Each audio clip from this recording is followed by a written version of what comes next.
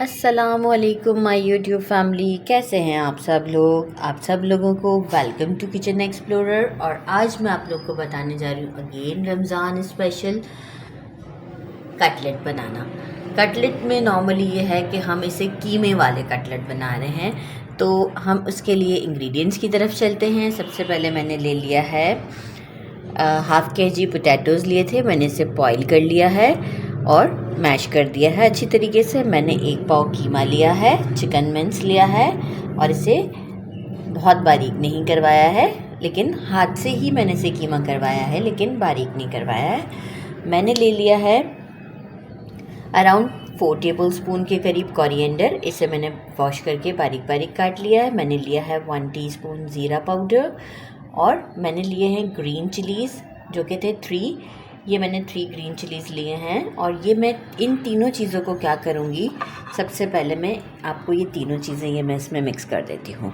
Slice कर लिए थे ग्रीन चिलीज़ का, कोरिएंडर भी और जो है वो ये ज़ीरा भी। अब मैं इसे अच्छे से मिक्स कर दूँगी, ठीक है। बाकी हमारा काम जो कुछ भी है वो कीमे के साथ है। मैंने ले लिया 1 टीस्पून कुटी हुई लाल मिर्च, 1 टीस्पून रोस्टेड ज़ीरा पाउडर, 1 टेबलस्पून पेरी पेरी मसाला, जिसकी ऑलरेडी रेसिपी मैं अपने चैनल पर डाल चुकी हूँ और लिंक भी डिस्क्रिप्शन बॉक्स में डाल दूँगी। ये अपने आप में एक बहुत ही परफेक्ट मसाला है। और मैंने ले लिया है 1 tablespoon fresh ginger garlic paste. 1 egg मैंने विस्क कर लिया है, जितना हमें रिक्वायर्ड होगा तो हम आगे और भी विस्क कर सकते हैं। और कुछ ब्रेड क्रम्स ले लिए हैं। तो चलिए जी, मैं इसे भी मिक्स कर देती हूँ इस बैटर को भी, और हम पैन की तरफ चलते हैं। सॉल्ट रखना भूल गई थी, मिक्सिंग के टाइम ख्याल आया, 1 टीस्पून सॉल्ट डाल दिया है। अकॉर्डिंग टू योर टेस्ट आप सॉल्ट डाल सकते हैं। और इसे मैं अच्छे से मिक्स कर दूंगी। अच्छा, पेरी पेरी मसाला में ऑलरेडी सॉल्ट होता है, तो वो जब मैं चिकन में ऐड करूंगी तो उस वक्त जो है वो हम टेस्ट कर लेंगे, कम या ज़्यादा होगा हम ऐड कर देंगे।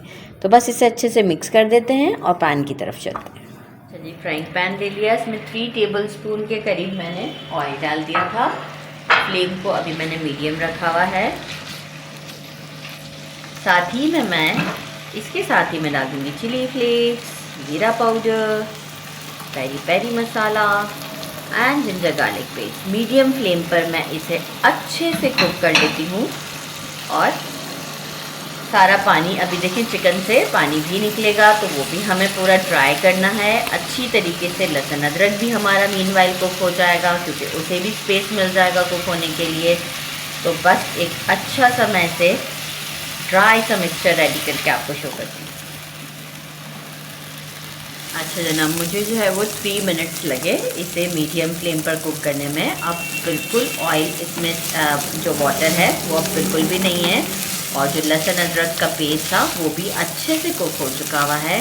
इस मोमेंट पर हम स्टोव को बंद कर देते हैं और ठंडा होने छोड़ देते हैं।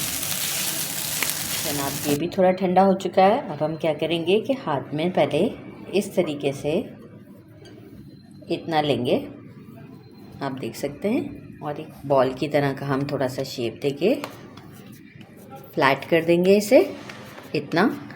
सेंटर में मैं अपने हिसाब से, आप अराउंड 1 टेबल स्पून के हिसाब से आप कीमा ले लें, ठीक है। बहुत ज़्यादा भी नहीं भरना है। और फिर इसे ऐसे करते हुए जॉइन कर दें।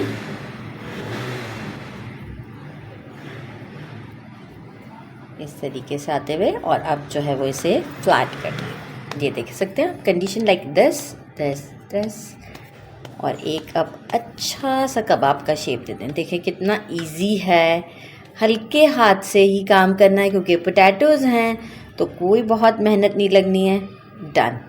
अब क्या किया, इस मोमेंट पे थोड़ा सा सेट कर दिया, दोनों साइड अच्छे से कवर हैं। एग में डिप किया। ये काम हाथ से ही होगा, स्पून से नहीं कीजिएगा, गड़बड़ हो जाएगी क्योंकि कबाब टूट जाएगा। तो इसलिए मैं भी हाथ से ही कर रही हूँ, कुछ चीज़ें हाथ से ही की जाती हैं। इसमें रख दिया, एक हाथ मेरा वो है तो दूसरे हाथ से मैं इसे, ये वाला हाथ मैं एग में नहीं डालूँगी, मतलब इस तरीके से मैं इसे, देख सकते हैं आप, कोट कर देती हूँ। अच्छी तरीके से कोट करने के बाद मैं इसे प्लेट में रख देती हूँ और सारे अपने कटलेट मैं रेडी कर लेती हूँ। आप देख सकते हैं, ये देखें, डन। इस तरीके से मैं सारे रेडी करके आपको शो करती हूँ। मैंने ये रेडी कर दी है। टोटल 10 कबाब्स रेडी हुए हैं। थोड़ा सा कीमा बाकी है तो वो मैंने स्टोर करके रख दिया है ताकि अब कभी भी मुझे दिल चाहेगा मैं जस्ट पोटैटोज़ बॉईल करूँगी, उसमें थोड़े से जो हर्ब्स डाले थे वो डाल के अपने कबाब रेडी कर लूँगी। तो अभी मैंने 10 रेडी किए हैं और अब मैं उसमें से आपको कुछ फ्राई करके बताती हूँ, कुछ मैं रमज़ानों के लिए स्टोर कर दूँगी फ्रिज में। अच्छा जी, मैंने एक फ्राइंग पैन ले लिया है, इसमें ऑयल को गर्म कर दिया अच्छे से और अब हम इसे इसमें फ्राई के लिए डालते हैं। ऑयल को गर्म होना बहुत नेसेसरी है, ठंडे ऑयल में नहीं डालिएगा, एक एक करके डालना है।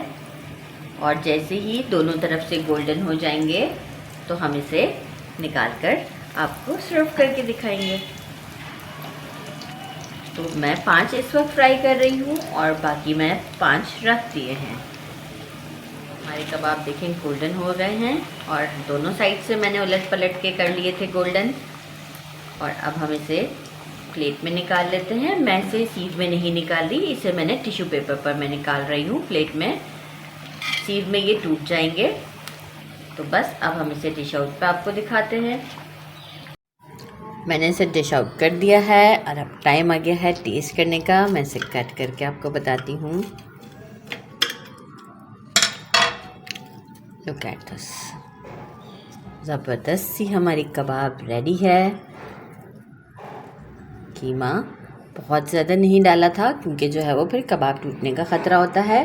हम इसे टेस्ट करते हैं। बिस्मिल्लाहिर्रहमानिर्रहीम।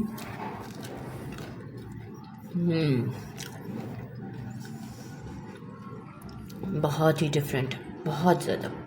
और टेस्ट तो मैं आपको क्या बताऊं, तो ज़रूर इसे ट्राई करना बनता है।